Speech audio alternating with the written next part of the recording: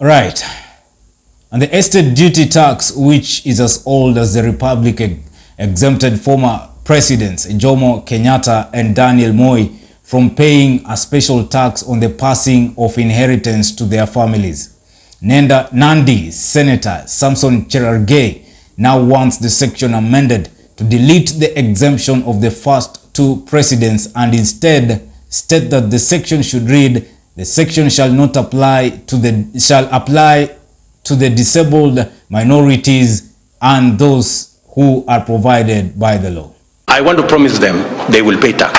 A law that appears to put President William Ruto and his predecessor Uhuru Kenyatta on the collision course revolves around some contentious amendments to the Estate Duty Act, amendments which elaborately exempted the first and second presidents from paying the particular tax. The year was 1963 when Kenya gained its independence, paving way for legislators to immediately write laws that would govern the affairs of the country.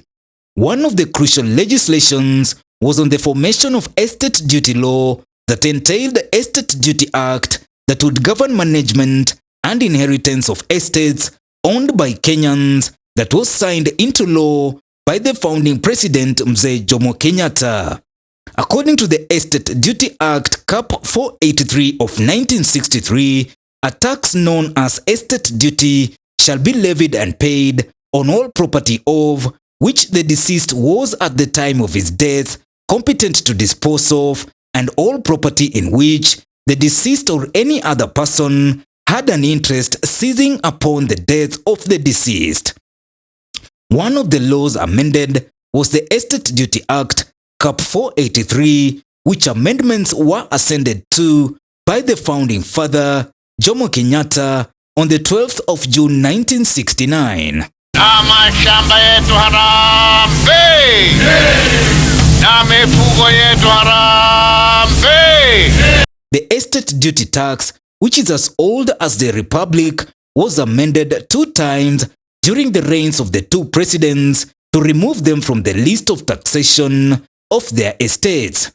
The old statute exempted former presidents Moi Kenyatta and Daniel Moi from paying a special tax on the passing of inheritance to their families. For 6 years, the law was applicable to every Kenyan upon their death. But there was something curious about the amendments signed into law by the founding president.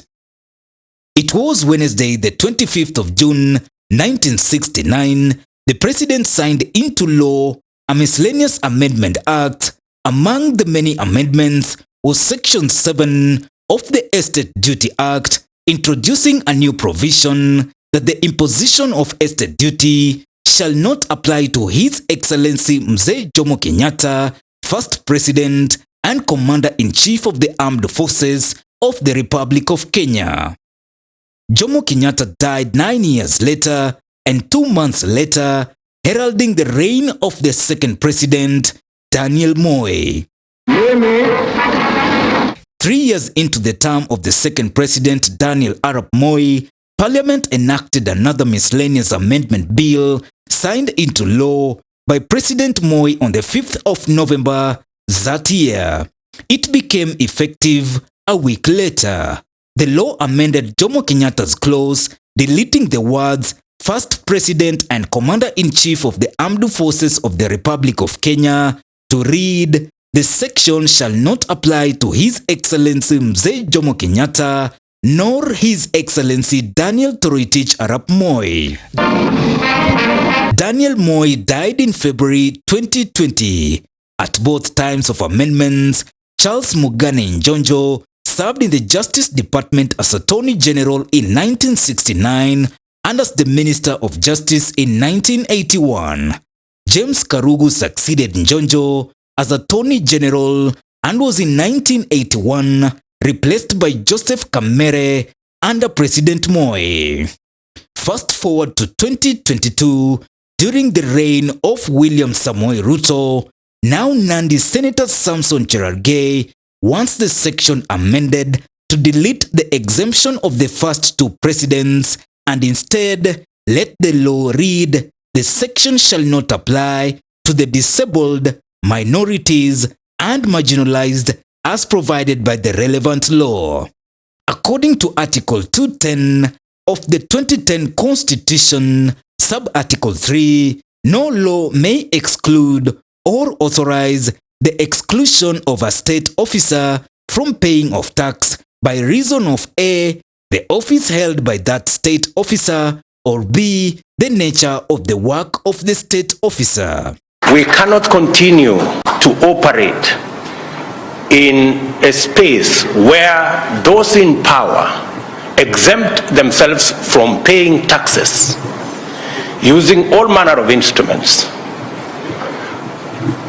while those who do not have as much power pay tax. While many see this as a political witch hunt against the first President Jomo Kenyatta and Daniel Moi, others have argued that the Constitution says nobody should be exempted from paying taxes. There are people who talk a lot about what they will do. It is yet to be seen whether the amendments will go through and what will follow after the amendments. For Maisha Prime, Maisha Television, I'm Bushabi Jr.